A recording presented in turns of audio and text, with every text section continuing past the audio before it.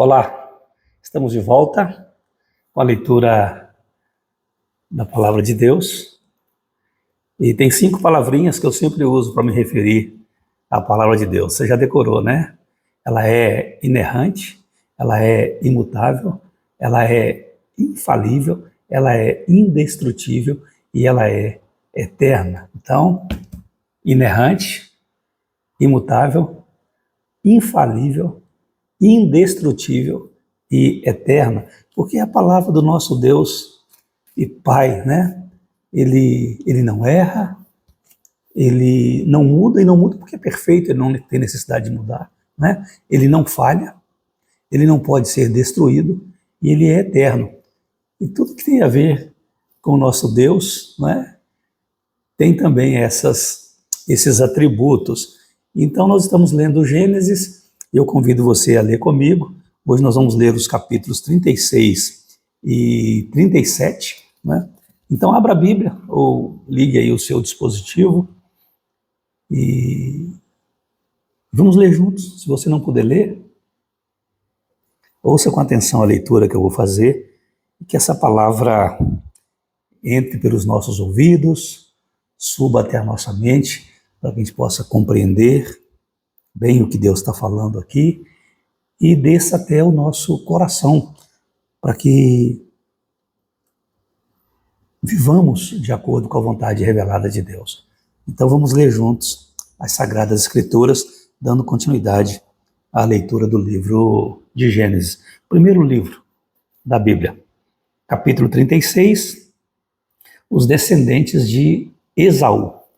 São estes os descendentes de Esaú, que é Edom. Esaú tomou por mulheres dentre as filhas de Canaã, Ada, filha de Elon, Eteu, Oolibama, filha de Aná, filho de Zibeão, Eveu, e Basemate, filha de Ismael, irmã de Nebaiote. A Ada de Esaú lhe nasceu Elifaz, a Basemate lhe nasceu Reuel, e a Oolibama nasceu Jeús, Jalão e Corá. São estes os filhos de Esaú que lhe nasceram na terra de Canaã. Levou Esaú suas mulheres e seus filhos e suas filhas, e todas as pessoas de sua casa, e seu rebanho, e todo o seu gado, e toda a propriedade, tudo o que havia adquirido na terra de Canaã. E se foi para outra terra, apartando-se de Jacó, seu irmão. Porque os bens deles eram muitos, para habitarem juntos, e a terra de suas peregrinações não os podia sustentar por causa do gado. Então Esaú, que é Edom, habitou no monte Seir. Esta é a descendência de Esaú, pai dos edomitas, no monte Seir. São estes os nomes dos filhos de Esaú: Elifaz, filho de Ada, mulher de Esaú; Reuel, filho de Basemate, mulher de Esaú. Os filhos de Elifaz são Temã, Omar, Zefô, Gaetã e Kenaz. Tímina era concubina de Elifaz, filho de Esaú, e teve de Elifaz a Amaleque. São estes os filhos de Ada, mulher de Esaú. E os filhos de Reuel são estes: Naate, Zerá, Samá e Mizá. Estes foram os filhos de Basemate, mulher de Esaú. E são estes os filhos de Oolibama, filha de Aná, filho de Zibeão, mulher de Esaú. E deu a Esaú Jeús, Jalão e Corá.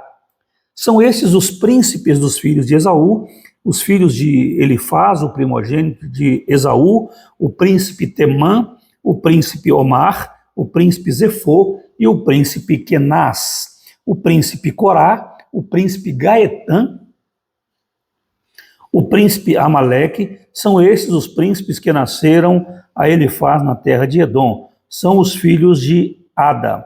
São estes os filhos de Reuel, filho de Esaú: o príncipe Naate, o príncipe Zerá, o príncipe Samá, o príncipe Mizá. São estes os príncipes que nasceram a Reuel na terra de Edom. São os filhos de Basemate, mulher de Esaú. São estes os filhos de Oolibama, mulher de Esaú: o príncipe Jeús, o príncipe Jalão, o príncipe Corá. São estes os príncipes que procederam de Oolibama, filha de Aná, mulher de Esaú. São estes os filhos de Esaú e seus príncipes Elié, Edom. Descendentes de Seir. São estes os filhos de Seir, Oreu, moradores da terra, Lotã, Sobal, Zibeão e Aná, Dizon, Ezer e Dizã. São estes os príncipes dos Oreus, filhos de Seir, na terra de Edom. Os filhos de Lotã são Ori e Omã. A irmã de Lotã é Timna. São estes os filhos de Sobal, Alvã, Manaate, Ebal, Sefo e Onã. São estes os filhos de Zibeão, Aiá e Aná. Este é o Aná que achou as fontes termais no deserto, quando apacentava os jumentos de Zibeão, seu pai. São estes os filhos de Aná, Dizon e Oolibama, a filha de Aná. São estes os filhos de Dizã, Endã, Esban, Itrã e Querã. São estes os filhos de Ezer, Bilã, Zahavã e Acã. São estes os filhos de Dizã, Uzi e Arã. São estes os príncipes dos Oreus, o príncipe Lotã, o príncipe Sobal, o príncipe Zibeão, o príncipe Aná, o príncipe Dizon, o príncipe Ezer, o príncipe Dizã. São estes os príncipes dos Oreus, segundo os seus principados na terra de Seir. Reis e príncipes de Edom. São estes os reis que nasceram na terra de Edom, antes que houvesse rei sobre os filhos de Israel. Em Edom reinou Belá, filho de Beor, e o nome da sua cidade era Dinabá. Morreu Belá e em seu lugar reinou Jobabe, filho de Zerá, de Bosra. Morreu Jobabe e em seu lugar reinou Uzão, da terra dos Temanitas. Morreu Uzão e em seu lugar reinou Haddad, filho de Bedade, o que feriu a Midian no campo de Moabe. O nome da sua cidade era Avite. Morreu Haddad e em seu lugar reinou Samlá de Masreca. Morreu Samlá e em seu lugar reinou Saul de Reobote, junto ao Eufrates. Morreu Saul e em seu lugar reinou Baal-Anã, filho de Acbor.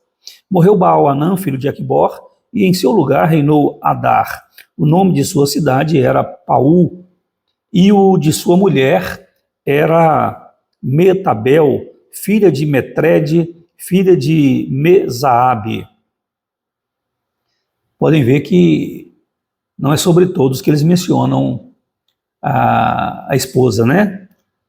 Teria que dar uma pesquisada, certamente essa mulher foi referência em alguma coisa, né? Que bênção, né? Uma mulher aqui no meio dessa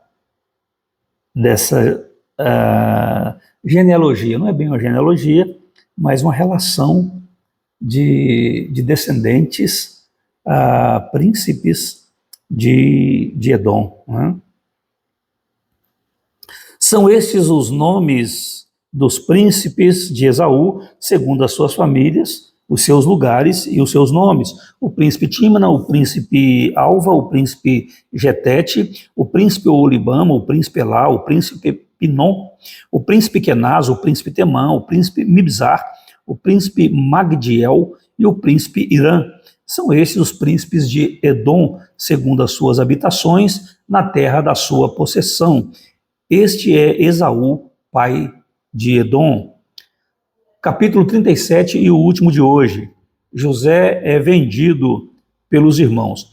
Habitou Jacó na terra das peregrinações de seu pai, na terra de Canaã. Esta é a história de Jacó. Tendo José 17 anos, apacentava os rebanhos com seus irmãos. Sendo ainda jovem, acompanhava os filhos de Bila e os filhos de Zilpa, mulheres de seu pai, e trazia más notícias deles a seu pai. Ora, Israel amava mais a José que a todos os seus filhos, porque era filho da sua velhice, e fez-lhe uma túnica talar de mangas compridas. Vendo, pois, seus irmãos que o pai o amava mais que a todos os outros filhos, odiaram-no e já não lhe podiam falar pacificamente. Teve José um sonho e o relatou aos seus irmãos, por isso o odiaram ainda mais, pois lhes disse: rogo-vos, ouvi este sonho que tive. Atávamos feixes no campo, e eis que o meu feixe se levantou e ficou em pé, e os vossos feixes o rodeavam e se inclinavam perante o meu. Então lhe disseram seus irmãos: reinarás com efeito sobre nós? E sobre nós dominarás realmente? E com isso, tanto mais o odiavam, por causa dos seus sonhos e de suas palavras. Teve ainda outro sonho e o referiu a seus irmãos, dizendo: sonhei também que o sol, a lua e 11 estrelas se inclinavam perante mim. Contando a seu pai e a seus irmãos, repreendeu o pai e lhe disse: que sonho é esse que tiveste? Acaso viremos eu e tua mãe e teus irmãos a inclinar-nos perante ti em terra? Seus irmãos lhe tinham ciúmes. O pai, no entanto, considerava o caso consigo mesmo. E como foram os irmãos apacentar o rebanho do pai em Siquém, perguntou Israel a José: não apacentam teus irmãos o rebanho em Siquém? Vem enviar-te-ei a eles. Respondeu-lhe José: eis-me aqui. Disse-lhe Israel: vai agora e vê se vão bem teus irmãos e o rebanho, e traze-me notícias. Assim o enviou do vale de Hebrom, e ele foi a Siquém. E um homem encontrou José, que andava errante pelo campo, e lhe perguntou: que procuras?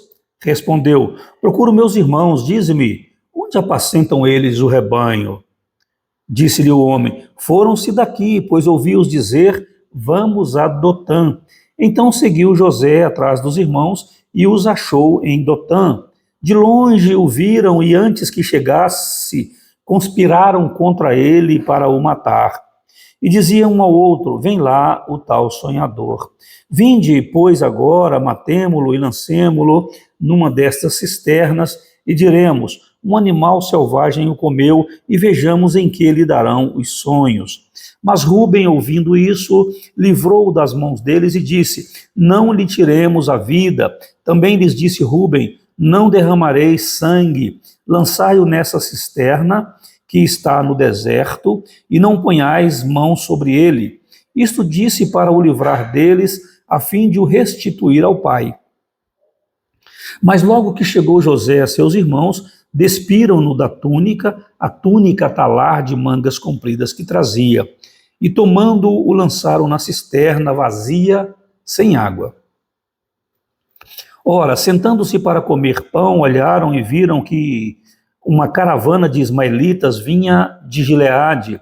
Seus camelos traziam aromatas, bálsamo e mirra, que levavam para o Egito. Então disse Judá a seus irmãos: de que nos aproveita matar o nosso irmão e esconder-lhe o sangue? Vinde, vendamo-lo aos ismaelitas, não ponhamos sobre ele a mão, pois é nosso irmão e nossa carne. Seus irmãos concordaram, e passando os mercadores midianitas, os irmãos de José o alçaram e o tiraram da cisterna e o venderam por 20 siclos de prata aos ismaelitas. Estes levaram José ao Egito. Tendo Rúben voltado à cisterna, eis que José não estava nela. Então rasgou as suas vestes e, voltando a seus irmãos, disse: não está lá o menino, e eu para onde irei? Então tomaram a túnica de José, mataram um bode e molharam no sangue, e enviaram a túnica talar de mangas compridas,